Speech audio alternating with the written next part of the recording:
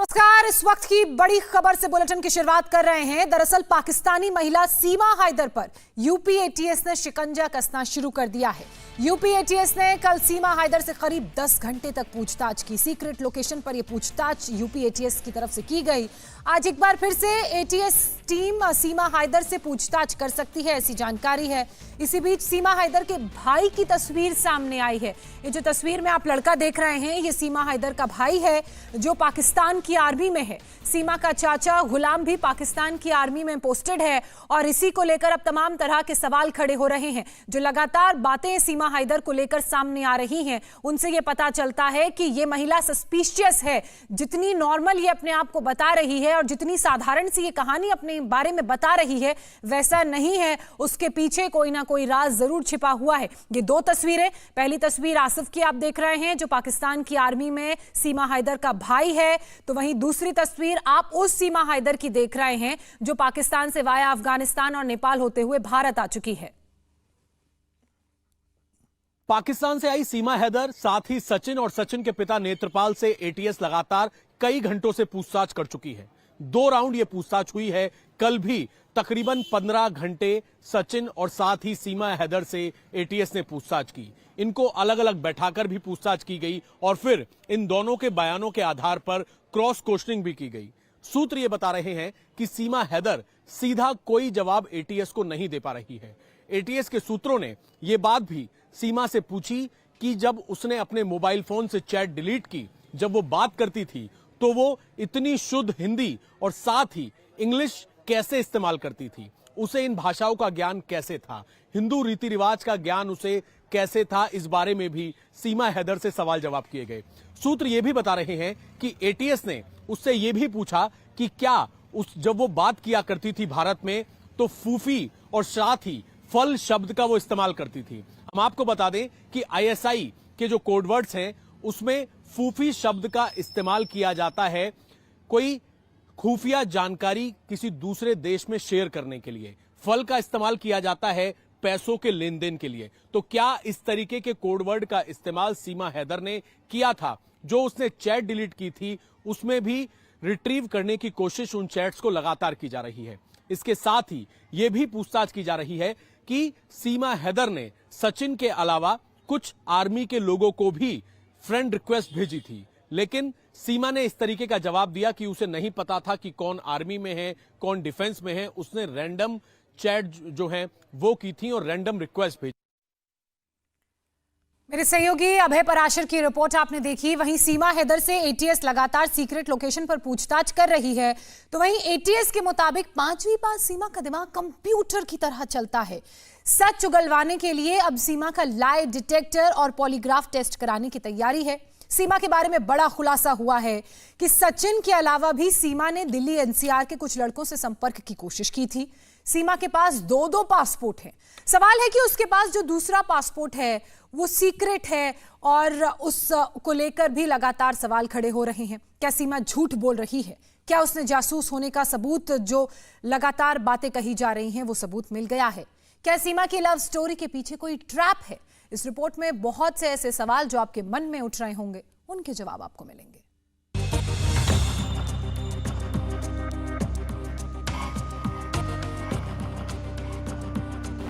सरहद के इस पार और उस पार 2 नाम सबकी जुबान पर हैं। एक सीमा और दूसरा सचिन। दोनों की love story online game PUBG से शुरू हुई और सीमा ने सचिन के लिए पाकिस्तान छोड़ दिया। सीमा 13 मई को 4 बच्चों के साथ नेपाल के रास्ते भारत आ गई और नोएडा के रबुपुरा गांव में सचिन के साथ रहने लगी। 2 महीने बाद सीमा की लव स्टोरी में ट्विस्ट आया जब वो सचिन से कोर्ट मैरिज करने कोर्ट पहुंची। 2-1.5 महीना हम बहुत आराम से रह रहे थे। बहुत कोई ऐसी बात नहीं थी, अच्छे से रह रहे थे। बच्चों के काम पे जाते आते, खाना बनाती थी मैं इनके लिए। तो अचानक से जब जुलाई आ रही थी ना, तो बच्चों के स्कूल खुल रहे हैं, तो सब मुझे वहीं के जो मालिक मकान है वो भी कहते थे बालकों को स्कूल बिठा दे। मैंने कहा यार तुम किसी से बात करो, तुम्हारे ठाकुर में बहुत ठाकुर हैं, किसी से बात करके देखो। तो उन्होंने किसी से बात करी तो उन्होंने कहा ठीक है मैं वकील का कर देता हूँ। उनका दोस्त था, अच्छा सा दोस्त था वकील उनका। उन वकील ने इनको बुलाया पहले, फिर मुझे इन्होंने कहा तुम तैयार हो जाओ। मैं लाल साड़ी पहन के दुल्हन जैसे तैयार हो गई, हमारी कोर्ट मैरिज हो रही है। तो उसने हमें फंसवा दिया वकील ने। हमें कहीं से अरेस्ट वरेस्ट नहीं करा गया क्योंकि मैं घर में बैठी होती थी। मैं सिंपल लेडी जैसे रहते हैं इंडियन में वैसे ही रह रही थी, कभी साड़ी कभी क्या पहने। तो उस वकील ने हमें फंसवा दिया और पुलिस को कैसे पता लगा कि आप आई हैं? फिर पुलिस पहली वकील ने बताया। अब सवाल उठता है कि सीमा पर जासूस होने का शक क्यों किया जा रहा है? क्यों इस एंगल से जांच हो रही है कि वो आईएसआई की सीक्रेट एजेंट तो नहीं है? सीमा 5वीं पास है, पाकिस्तान के सिंध प्रांत के एक गांव की रहने वाली है, लेकिन अच्छी अंग्रेजी बोलती है और कंप्यूटर चलाने में उस्ताद है। सीमा का दावा है कि वो 8 साल से कराची शहर में रह रही थी, वहीं पर कंप्यूटर चलाना और अंग्रेजी बोलना सीखा। अगर उसकी इस बात पर यकीन कर लिया जाए तो सवाल यह है कि उसने 4 मोबाइल क्यों रखे हैं?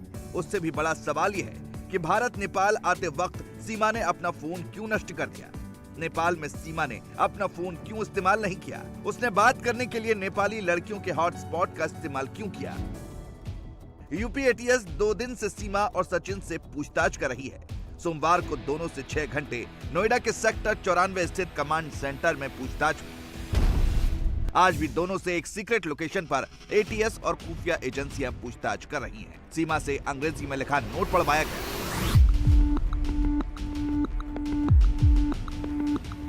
और जिस अंदाज में बिना फंबल के पढ़ा, उससे एजेंसियों को सीमा के 5वीं पास होने का दावा करने पर शक और गहरा गया है। मीडिया के सामने भी सीमा जिस बेबाकी से अपनी लव स्टोरी सुनाती है, वो पाकिस्तान के बंद समाज के किसी मुस्लिम लड़की के मुंह से सुनकर अचरज होता है। पहले तो हम मिले इस कारण कि हमने सिर्फ फोन पे एक दूसरे को देखा था। ये कहता है मैं ऐसा हूँ, मैं कहती मैं ऐसे कि मिलें एक दूसरे को। अगर हम ऐसा हो ना कि हमसे पसंद भी ना आए और मैं हमेशा अगर डिसीजन करके घर बार बेच के आ जाऊँ और हम एक दूसरे को पसंद भी ना आए, कुछ ऐसा वैसा हो जाए, 4 दिन की चांदनी हो शायद, तो हमने मिलने का डिसीजन लिया। बच्चे मैंने वहीं छोड़े चाची के पास। उनको कहा मैं लाहौर जा रही हूँ घूमने भी 7 दिनों के, क्योंकि लाहौर का रास्ता 2 दिनों का है। 4 दिन रास्ते के, 3 दिन मैंने घूमने के बता दिए, क्योंकि जहाज़ में तो मैं 4 घंटों में पहुँच गई थी। तो हम मिले मुझे बहुत अच्छे लगे। पता नहीं मैं इनको लगी कि ना मुझे बहुत ज़्यादा अच्छे लगे, बहुत स्वीट थे। तब अब पता तो हमारी वहीं हो गई। तो उसके बाद क्या हुआ फिर? आप लोगों ने कैसे इंडिया कैसे पहुंचे? फिर मैं वापस चली गई, शादी वादी हमने करी। मैंने इनको प्रेशर कर मुझसे शादी कर ले, अब कुछ भी हो जाए मैं ना रह पाऊँ इनके बगैर। फिर हमने वहीं शादी कर ली। शादी करने के बाद हम साथ रहे। जब मैं आई तो ये भी रोई थोड़ा, मैं भी बहुत रोई। फिर हम अलग हो गए, मजबूरी थी, बच्चे पीछे अकेले हैं। तो मैं 2 बार इनको कहा भी कि मैं नहीं जा रही, बस उनके बच्चे मेरी बहन संभाल लेगी। तो इन्होंने कहा नहीं वापस जाओ, तुम्हारे छोटे बच्चे हैं, वो तुम्हारा इंतजार कर रहे होंगे। छोटी मुन्नी मेरी बहुत छोटी है। सीमा पर जासूस होने का शक एक और वजह से गहरा रहा है। सीमा अपने 4 बच्चों के साथ 10 मई को नेपाल पहुंची, वहां से काठमांडू पहुंची और बस में बैठकर 13 मई को नोएडा आ गई। इस दौरान वो लगातार सचिन के साथ संपर्क में थी, लेकिन संपर्क के लिए उसने अपने फोन का इस्तेमाल एक बार भी नहीं किया। सीमा ने बस के ड्राइवर के हॉटस्पॉट का इस्तेमाल किया, लेकिन इससे भी बड़ा सवाल यह है कि सीमा भारत नेपाल बॉर्डर को इतनी आसानी से कैसे क्रॉस कर गई, वो भी 4 बच्चों के साथ। वहां भी एसएसबी की सिक्योरिटी रहती है जो परमिट और वीजा की जांच करती है। बिना एसएसबी की इजाजत के परिंदा भी बॉर्डर पार नहीं कर सकता। ऐसे में फिर सवाल खड़ा होता है कि क्या नेपाल बॉर्डर पर सीमा की मदद किसी आईएसआई एजेंट ने की? सीमा ने नेपाल के रास्ते ही क्यों भारत आने का प्लान बनाया? इसके जवाब में सीमा हैदर ने एजेंसियों को बताया कि उसने यूट्यूब से भारत आने का रास्ता खोजा। वहीं से उसे पता चला कि नेपाल के रास्ते भारत में आना आसान नहीं है। यहाँ भारतीय नागरिकों को वीजा की जरूरत नहीं पड़ती। तो सचिन नेपाल वहाँ पहले पहुँच चुके थे। नहीं, दोबारा इनको लाला ने छुट्टी ना दी। लाला इनके ने जो इनकी लाला इन्होंने छुट्टी ना दी, तो ये यहीं पर रहे। यहाँ पे 4 खाने पीने का सामान ये सब लेते रहे यहाँ पे ना। जैसे मैं वहाँ से निकली ना तो ये ले रहे थे और मैंने मना कर दिया जो होगा। पहले इन्होंने कहा गाड़ी वाले से हमने बात करी थी कि गाड़ी वाले ने कहा हाँ मैं तुम्हें बॉर्डर क्रॉस करा दूंगा, कोई दिक्कत नहीं है। इन्होंने कहा मेरी पत्नी है वहाँ पे, उसका आधार कार्ड खो गया है, तो कह रहे मैं क्रॉस करा दूंगा, कोई दिक्कत नहीं, गाड़ी वाले ने कहा। फिर जब मुझे सबने कहा ना कि यहाँ से बस जा रही है, वो बहुत अच्छी बस है, तुम आराम से चली जाओगे, बच्चे छोटे हैं, तो उन्होंने उस वैन ने मुझे वहीं पे बस स्टॉप पे ही छोड़ा पोखरा में। तो मैंने वहीं से बस पकड़ ली 15,000 नेपाली में। वहाँ से आप कैसे दिल्ली यहाँ तक कैसे पहुँचे ग्रेटर नोएडा तक? सुबह 6 बजे हम बस से वहाँ रात को वहीं लेट गए, हम लोग सो गए। फिर सुबह 6 बजे मैं वहीं से निकली, 13 की तकरीबन 1-2 बजे यहाँ पहुँचे। ये रास्ते में मेरे लिए खड़े हुए थे। गाड़ी पे जो गाड़ी वाला है ना, उसके नंबर से हमारी बात हो रही थी कि मैं तुम कहाँ, मैं यहाँ हूँ, तुम यहाँ हो, ये बात हो रही थी हमारी। मेरा तो सिम ही नहीं था इंडियन, मेरा फ़ोन तो बंद ही हो गया, मतलब काम का ही नहीं था। कहाँ मुलाकात हुई आपके यहाँ पर? यहाँ कोई मोड़ है इनका, मुझे इनका नाम पता नहीं कौन सा है। जेवर टूल टैक्स से आगे फरीदा कट है, वहाँ पर यमुना एक्सप्रेस वे पर बोल दिया था मैंने गाड़ी वालों को कि यहाँ उतरना है। मैं भी वहीं खड़ा हो गया था तो वहीं उतर गया। ऐसे में सवाल उठता है कि क्या 5वीं पास सीमा को किसी ने जासूसी की ट्रेनिंग दी है? क्या भारत में 4 बच्चों के साथ आना सचिन के साथ अपनी लव स्टोरी को अंजाम तक पहुंचाना है या सीमा का मकसद बड़ा है? भारत पहुंचने से पहले सीमा कराची से दुबई पहुंची, फिर वहां से नेपाल और फिर नेपाल से भारत। खुफिया एजेंसियां अब ये पता लगाने में जुट गई हैं कि सीमा हैदर दुबई से लेकर नेपाल तक कहां रुकी, वो किस किस से मिली। आईबी और एटीएस सीमा की फोन कॉल डिटेल्स खंगालने में जुटी हुई है। ये भी वेरीफाई किया जा रहा है कि जिस बस से सीमा हैदर हिंदुस्तान पहुंची, उस बस तक पहुंचाने में उसकी किस किस ने मदद की। इसके अलावा जब सीमा हैदर बस के अंदर मौजूद थी तो उसने सचिन मीना के अलावा किस किस से फोन पर बात की। एटीएस सीमा हैदर के टूटे हुए मोबाइल फोन का डाटा भी रिट्रीव करने की कोशिश कर रही है।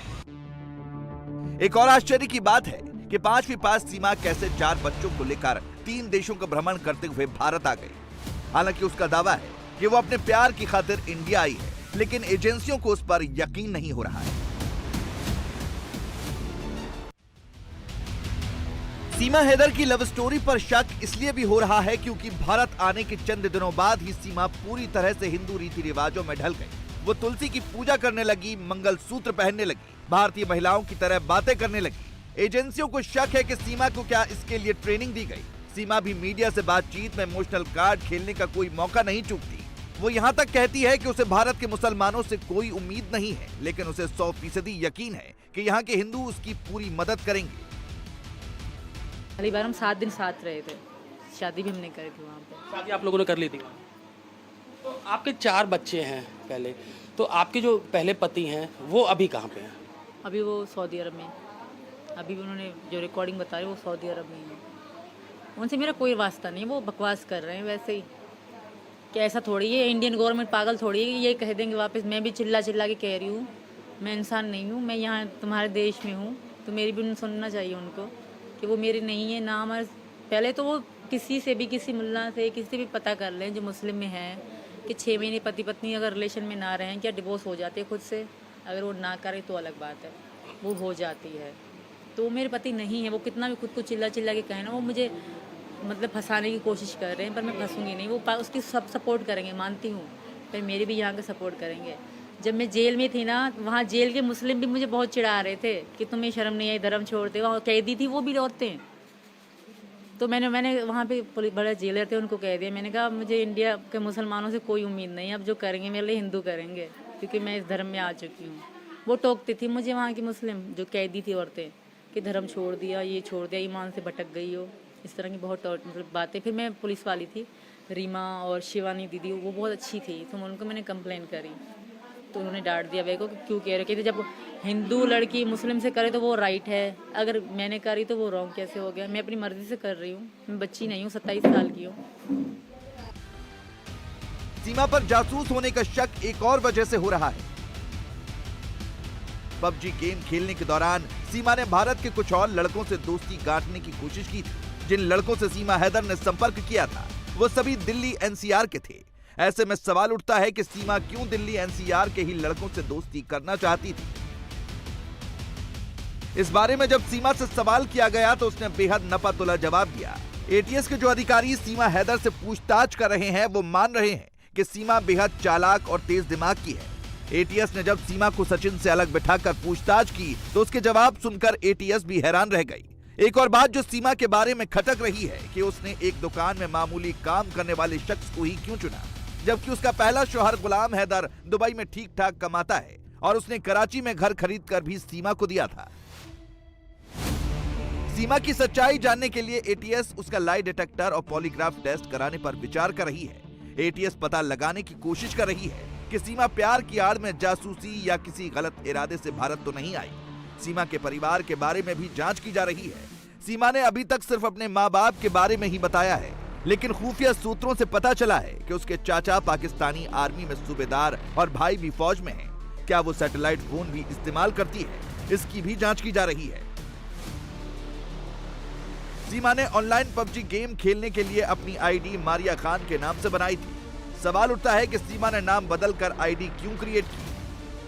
ऐसी ढेरों वजह है जिसके चलते खुफिया एजेंसियों को सीमा हैदर पर पाकिस्तानी जासूस होने का शक है। अभी हाल ही में यूपी पुलिस को पाकिस्तानी महिला जासूसों को लेकर एक एडवाइजरी जारी की गई थी, जिसमें चेताया गया था कि पाकिस्तानी जासूस हिंदू लड़कियों का प्रोफाइल बनाकर सेना के अफसरों और पुलिस अधिकारियों को फंसाने की साजिश रच रहे हैं। उन्हें प्यार के जाल में फंसाकर गोपनीय जानकारी इकट्ठा कर रहे हैं। ऐसे लोगों से सावधान रहने की जरूरत है।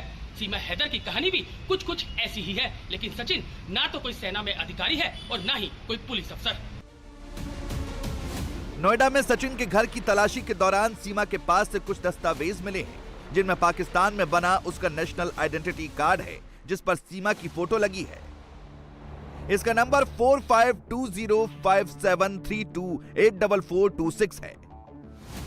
सीमा हैदर के पास 2 पासपोर्ट मिले हैं, जिनका नंबर HZ0004421 और HZ0004422 है। दोनों पर सीमा की फोटो लगी है। इनमें सीमा की जन्मतिथि 1 जनवरी 2002 लिखी हुई है, जबकि सीमा खुद को 27 साल का बताती है। इंडिया टीवी हर वक्त हर जगह डाउनलोड करने के लिए सर्च करें India TV news Google play store या ऐप स्टोर पर।